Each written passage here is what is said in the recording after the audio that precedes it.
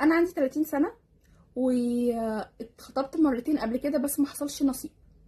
المهم متقدم لي دلوقتي عريس كويس، ثقافه واهل واحترام وصلاه والدنيا كلها حلوه. بس عنده مشكله بسيطه، ان هو عنده بنتين، كان متجوز قبل كده، هو مطلق. واحده 5 سنين واحده 7 سنين. وسبب الطلاق ان الام مش عايزه تشيل مسؤوليه ولا بيت ولا عيله، وده اتاكدت منه من طرف الام ذات نفسها. الاولاد بيروحوا لمامتهم يومين بس في الاسبوع، وباقي الاسبوع كلهم قاعدين عند مامة والدهم. البيت كله دين وتعليم ودكاترة وحافظين قرآن.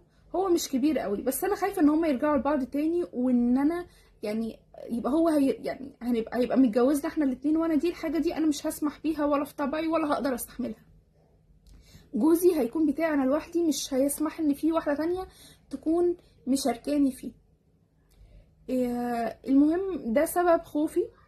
بس هو يعني انا عمري ما فكرت ان انا ادخل شخص مطلق في حياتي، يعني ان هو اتخطب له او حاجه زي كده. بس الزن في البيت عشان هو شخص محترم وكويس هو اللي خلاني اقابله واتعرف عليه.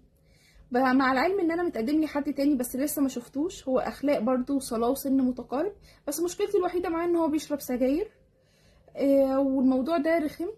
بس هو من بيت محترم. انا مش عارفه اختار انهي فيهم. بص يا ست الكل، انتي محتاره ما بين الاتنين. اول حاجه احنا هنصلي صلاه استخاره عشان ربنا يرشدنا اللي فيه خير لينا.